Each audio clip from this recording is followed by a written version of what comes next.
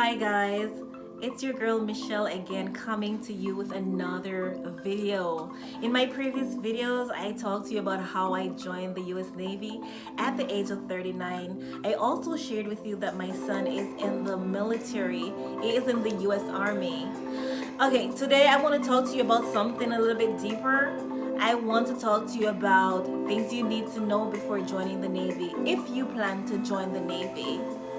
Okay, before I get into it, guys, if you haven't yet subscribed to my channel, please subscribe, like, and share. Thank you.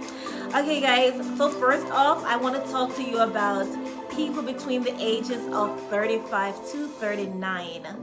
There is a rumor that they need a waiver to join the Navy. That is not true. I joined at the age of 39, as I mentioned before, and I did not need a waiver. All right, so sometimes when I talk to people, they told me that they wanted to join the Navy, but due to their age, they decided not to. When they mentioned their age, they were younger than age 39, and that's when I get to tell them that the age group is actually, the age limit is actually 39. Okay, so there are some things to consider before you join, and I'm gonna go into that with you. Okay, so first off, guys, you need to have a high school diploma or its equivalent, which is a GED. You need a degree if you are interested in the officers program, and you must be a US citizen as well. Okay, guys, you should not have a criminal history, even though certain fines can be waived. But a criminal history of killing, stealing, serving years in jail or in prison, that will not cut it for you. Okay, so but as I said, certain fines can be waived, such as maybe a parking ticket or a speeding ticket. Those other things can be waived. Okay, you should also be in good health. Your medical records, guys, it should not be complicated, and you should be able to talk about your scars, explain to the medical doctor at the military processing center where you got your scars, how you got your scars. If you receive any type of surgeries, the doctors will definitely need to see the records. Okay, and also, guys, that is something that can be waived as well. All right, guys, so if you do have tattoos, you should be able to explain where you got those tattoos. Did you get those tattoos at a shop, a tattoo shop? Were they done at your house or somebody else's house? Okay, there are places that you cannot have tattoos. It's unacceptable to have tattoos in those places if you're thinking about joining. All right, so you cannot have tattoo on your scalp, you cannot have tattoos on your face, and guys, you cannot have tattoos on your head.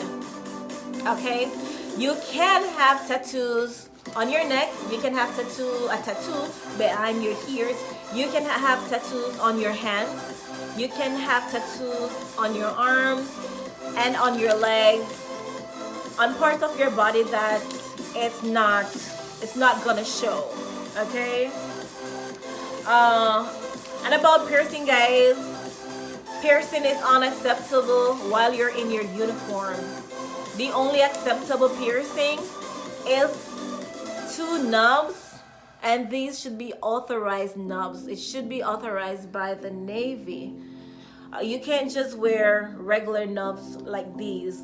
It should be authorized by the Navy. You can't have nose piercing, tongue piercing, piercing on your eyelids.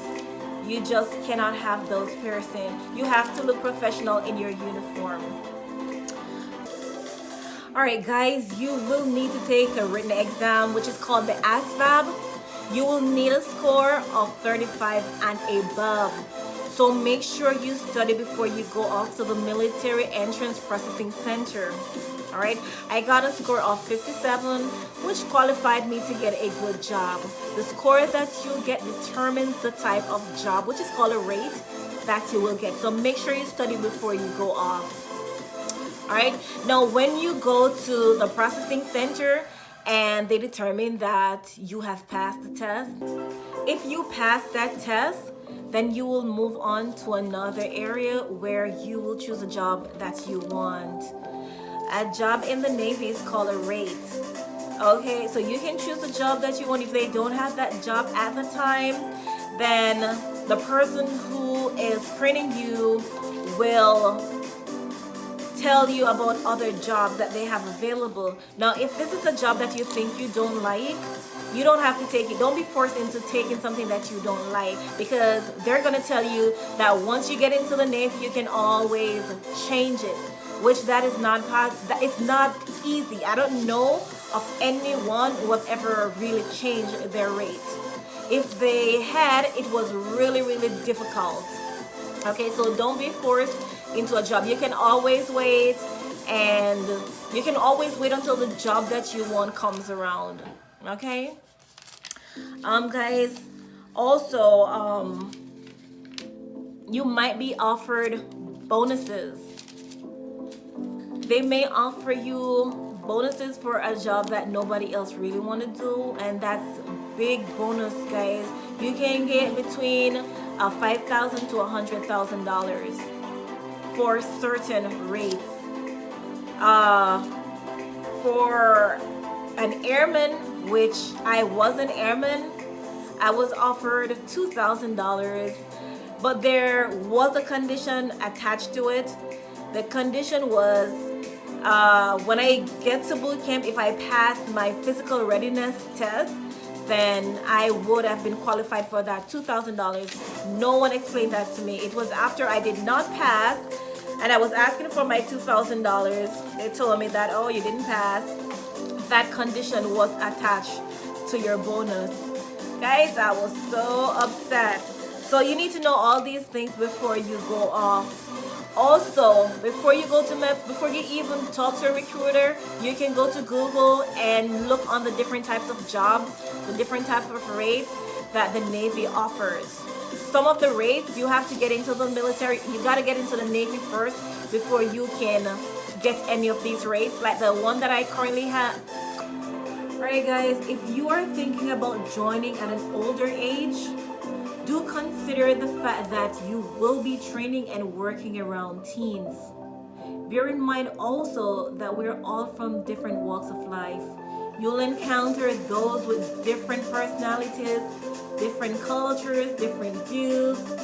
That's one of my greatest challenges. I'm from Jamaica and I strongly believe in respecting everyone.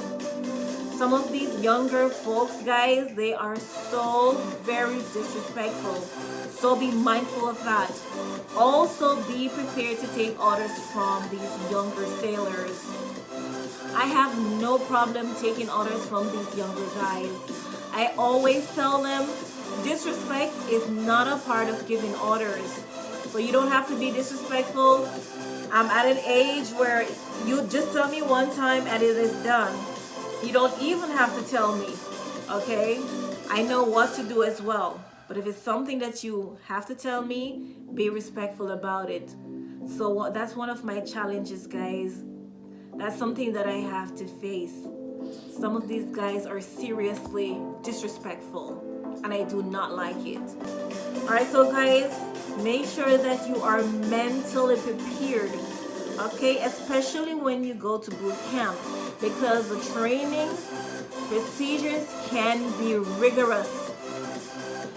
It could make you ask yourself, what were you thinking when you decided to join the Navy or any of the other branches? There were days when I just really wanted to give up.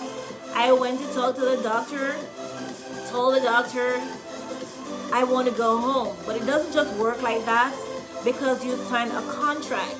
So they can't just send you home unless you're failing your test. Alright guys, so the training at boot camp is rigorous, and I also made mention in previous videos that these trainers, these instructors, they are not your friends. Don't try to get sympathy from them, okay? Also, guys, think about joining the Navy, okay? Think about deployment. Think about, ask yourself, can I leave my family for a period of 11 months? Because due to certain situations, you might be out at sea for 11 months. You might not be able to dock.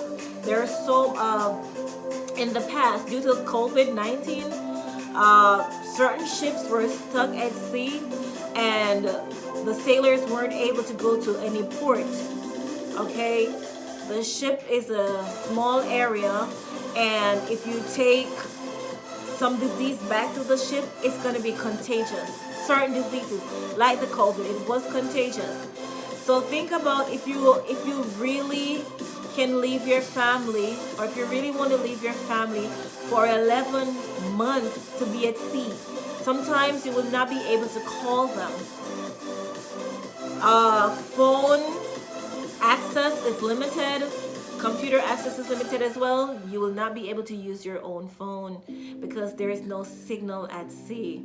So that is something to consider as well. I did not take those things into consideration before I sign up. All right, guys. So those are the things I wanted to go over with you today. Your health, criminal history, your height, your weight. Can you do 11 months at sea without seeing your family? Those are some things that you need to think about. If you need more information, guys, the information is always available on Google. Everything is on Google. If you have any questions that you want to ask me, guys, please leave it in the comment section and I will be more than happy to answer your questions. Alright, guys, so remember to like, share, and subscribe to my YouTube video. Okay? Talk to you soon. Hi, guys. It's your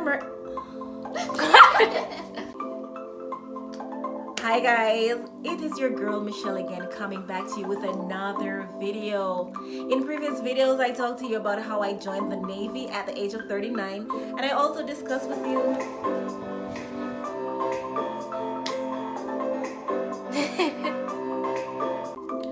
First, I'm gonna talk about people between the ages of 35 to 39. Okay, there is a rumor that this age group need a waiver to join the Navy. That is not necessarily true. Okay, it really depends on certain things. Okay, I've talked to people before.